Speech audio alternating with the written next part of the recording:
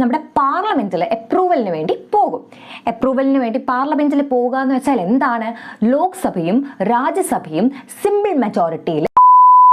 Hello everyone, നമ്മുടെ federal സിസ്റ്റത്തിനെ കുറിച്ച് discuss ചെയ്തപ്പോൾ പറഞ്ഞിരുന്നു സെൻറ്ററിനെ സ്റ്റേറ്റിനെ കൺട്രോൾ ചെയ്യാൻ പറ്റുന്ന കുറച്ച് മെത്തേഡ്സിനെ കുറിച്ച്. ലൈക്ക് സെൻറ്റർ സ്റ്റേറ്റിനെ കൺട്രോൾ ചെയ്യുക അല്ലെങ്കിൽ സ്റ്റേറ്റ് സെൻറ്ററിനെ ഡിപ്പെൻഡ് ചെയ്യുന്ന കുറച്ച് സാഹചര്യങ്ങളിൽ പറഞ്ഞപ്പോൾ നമ്മൾ എമർജൻസി പ്രൊവിഷൻസിനെ കുറിച്ച് പറഞ്ഞിരുന്നു.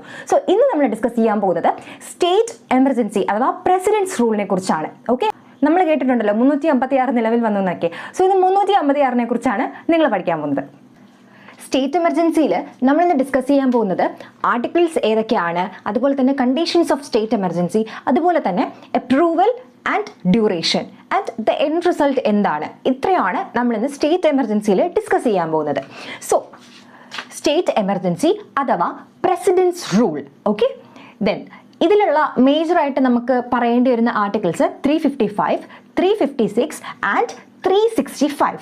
So article 355 എന്താ പറയുന്നത്? Article 355 gives some duty to the center to protect the state from 3 grounds. എന്തൊക്കെയാണ് ആ 3 grounds? ഒന്ന് എക്സ്റ്റേണൽ അഗ്രഷൻ, പുറത്തുനിന്നുള്ള എന്തെങ്കിലും ഒരു പ്രശ്നം. പിന്നെ ഇന്റേണലി ഉള്ള ഡിസ്റ്റർബൻസസ്. ഓക്കെ, മേ ബി ഒരു റിലീജിയസ് ഡിസ്റ്റർബൻസ് കാരണം ഒരു ഇന്റേണൽ റിബല്യൻ നടക്കുകയാണ്. ആ അവസരത്തിലും നമ്മുടെ സെൻറ്റർ സ്റ്റേറ്റിനെ പ്രൊട്ടക്ട് ചെയ്യാൻ ബാധ്യതയുണ്ട്. Okay, and third one is constitution against ആയിട്ട് എന്തെങ്കിലും നടക്കുകയാണെങ്കിൽ അപ്പോഴും നമ്മുടെ സെൻറ്റർ സ്റ്റേറ്റിനെ പ്രൊട്ടക്ട് ചെയ്യണം. അതാണ് 355. ഇനി 356 എന്താണ്? ഇങ്ങനെ പ്രൊട്ടക്ട് ചെയ്യണം എന്ന് പറഞ്ഞല്ലോ. അപ്പോൾ ആ പ്രൊട്ടക്ട് ചെയ്യുന്ന ആ ഒരു മെത്തേഡ് അതെങ്ങനെയാണ്, ലൈക്ക് ആ പ്രോസസ്സ് എങ്ങനെയാണ്, അതാണ് 356 എന്ന് പറയുന്നത്. സോ 356ൽ പറയുന്നു ഒന്നുകിൽ ഗവർണറിന് നമ്മുടെ പ്രസിഡന്റിന് ഒരു റിപ്പോർട്ട് കൊടുക്കാം. ദാറ്റ് ഈസ് സ്റ്റേറ്റ് ലെജിസ്ലേച്ചർ ഇപ്പോൾ അഗെയിൻസ്റ്റ് കോൺസ്റ്റിറ്റ്യൂഷൻ അല്ലെങ്കിൽ state legislature is not in a position to do its administration as per the constitution. അങ്ങനെ ഒരു റിപ്പോർട്ട് നമ്മുടെ ഗവർണറിന് പ്രസിഡന്റിന് കൊടുക്കാം. അല്ലെങ്കിൽ പ്രസിഡന്റിന് മനസ്സിലാകണം ദാറ്റ് ഡ്യൂട്ടി ഓഫ് ദ ഈ പ്രൊട്ടക്ട് ചെയ്യാൻ പറഞ്ഞ 3 കാര്യങ്ങളുണ്ടല്ലോ, അതിലെന്തെങ്കിലുമൊക്കെ സ്റ്റേറ്റിൽ നടന്നിട്ടുണ്ടെന്ന് പ്രസിഡന്റിന് മനസ്സിലാകണം. സോ ഇതാണ് ഈ 2 പോയിന്റ്സ് എന്ന് പറയുന്നത്.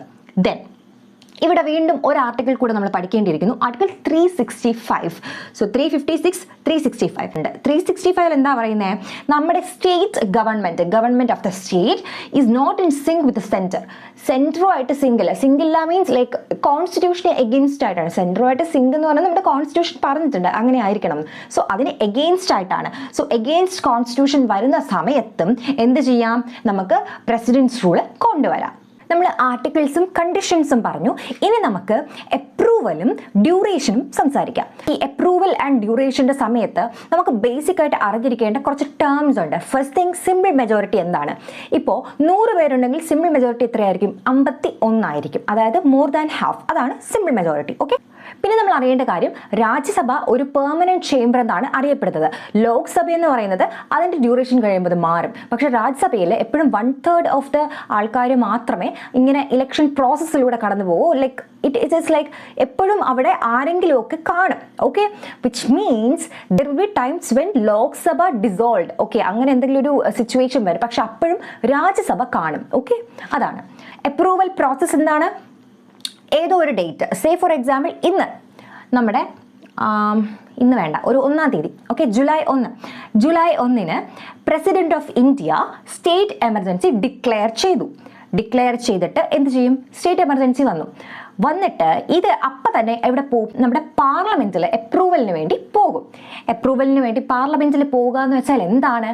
ലോക്സഭയും രാജ്യസഭയും സിമ്പിൾ മെജോറിറ്റിയിൽ അത് അപ്രൂവ് ചെയ്യണം. അപ്പോൾ 2 കണ്ടീഷൻസ് ഉണ്ട്, അപ്രൂവ് ചെയ്യാം, ചെയ്യാതിരിക്കാം. സോ 2 കണ്ടീഷൻസ്, ഒന്ന് ചെയ്യുന്ന കണ്ടീഷൻസും ഒന്ന് ചെയ്യാത്ത കണ്ടീഷൻസും. ഇനി ഞാൻ ഫസ്റ്റ് ഈസി ആയിട്ട് പറയാൻ വേണ്ടി അപ്രൂവൽ ചെയ്യാത്തൊരു കണ്ടീഷൻ ഉണ്ടെന്ന് വെക്കുക. സോ ആ സമയത്ത് എന്താ സംഭവിക്കുന്നത്? 2 months മാത്രമേ ഈ പറയുന്ന സ്റ്റേറ്റ് എമർജൻസി വാലിഡ് ആയിട്ട് വരൂ. അതായത് അപ്രൂവൽ ഇല്ലാതെ 2 മാസം സ്റ്റേറ്റ് എമർജൻസി നിലനിൽക്കും. ഓക്കെ, ഇനി അപ്രൂവൽ ഉണ്ടെങ്കിൽ 6 മാസം നിലനിൽക്കും. ഓൾറൈറ്റ്. ഇനി ഈ 6 മാസം മാത്രമാണോ ഇത് നിലനിൽക്കാൻ പറ്റുന്നത്? അല്ല, 3 വർഷം വരെ നമുക്ക് സ്റ്റേറ്റ് എമർജൻസി എക്സ്റ്റെൻഡ് ചെയ്യാം. പക്ഷേ എല്ലാ 6 മാസത്തിലും വീണ്ടും ഇവിടെ വന്ന് അപ്രൂവലിന് നിൽക്കണം. ഓക്കെ, ഞാൻ പറഞ്ഞു രാജ്യസഭ എന്ന് പറയുന്നത് ഒരു പെർമനന്റ് ചേംബറും ലോക്സഭ എന്ന് പറഞ്ഞാൽ നമുക്ക് വേണമെങ്കിൽ ഒരു ടെമ്പററി ചേംബർ എന്ന് വിളിക്കാം. സോ അങ്ങനെയാണെങ്കിൽ ലോക്സഭ ഡിസോൾവ് ചെയ്തൊരു സമയത്ത് ആ സമയത്താണ് നമ്മുടെ ഈ അപ്രൂവൽ പ്രോസസ്സ് നടക്കുന്നതെങ്കിൽ എന്ത് സംഭവിക്കും? പിന്നീട് എപ്പോഴാണോ ലോക്സഭ വന്ന് റീകോൺസ്റ്റിറ്റ്യൂട്ട് ചെയ്യുന്നത് അപ്പോൾ മുതൽ 30 ദിവസത്തിനകം, okay, first sitting of Lok Sabha, ആ ഫസ്റ്റ് സിറ്റിംഗ് കഴിഞ്ഞിട്ട് 30 ദിവസത്തിനകം ഈ സാധനം എന്ത് ചെയ്യണം? 30 ദിവസം വരെ നിലനിൽക്കും. 30 ദിവസത്തിനകം അത് പാസ്സായാൽ മാത്രമേ പിന്നെ 6 മാസത്തേക്ക് പോകും. അല്ലെങ്കിൽ ഈ 30 ദിവസം കഴിയുമ്പോഴത്തേക്ക് അത് ലാപ്സ് ആയി പോകും. ഓൾറൈറ്റ്. ഇതിൻ്റെ എൻഡ് റിസൾട്ട് എന്ന് പറയുന്നത് എന്താണ്? On behalf of president of India, governor will be like taking care of the administration of the state. അദ്ദേഹത്തിനെ സഹായിക്കാൻ either chief secretary of the state അല്ലെങ്കിൽ പ്രസിഡന്റ് അപ്പോയിന്റ് ചെയ്ത അഡ്വൈസേഴ്സും കാണും.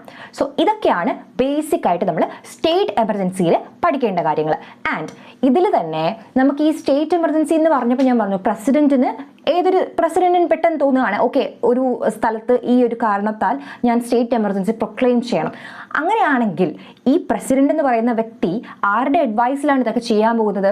പ്രസിഡന്റ് എന്ത് ചെയ്യുന്നതും കൗൺസിൽ ഓഫ് മിനിസ്റ്റേഴ്സിൻ്റെയും നമ്മുടെ പ്രൈം മിനിസ്റ്ററിൻ്റെയും അഡ്വൈസ് പ്രകാരം ആയിരിക്കും. സോ അങ്ങനെയാണെങ്കിൽ അവരിപ്പോൾ ഒരു പാർട്ടിയിലിരിക്കുന്നു, വേറെ ഓപ്പോസിഷൻ പാർട്ടിയുള്ള സ്ഥലത്ത് അവർക്ക് വേണമെങ്കിൽ ഇതുപോലൊരു എമർജൻസി ഡിക്ലെയർ ചെയ്യാം. അതിനെയൊക്കെ കുറിച്ച് ഡിസ്കസ് ചെയ്യാനാണ് ഞാൻ അടുത്ത വീഡിയോയിൽ SR Bommai versus union of India എന്ന് പറയുന്ന കേസ് ഡിസ്കസ് ചെയ്യാൻ പോകുന്നു. ഇത്രയേ ഉള്ളൂ സ്റ്റേറ്റ് എമർജൻസി. സോ ഇതിൽ കുറച്ച് പോയിന്റ്സ് എക്സ്ട്രാ നിങ്ങൾക്ക് വാല്യൂ ആഡ് ചെയ്യാം. നിങ്ങൾക്ക് ഇത് യൂസ്ഫുൾ ആയി എന്ന് തോന്നുകയാണെങ്കിൽ share it to your other friends who are preparing for government exams or interested in such things. So thank you.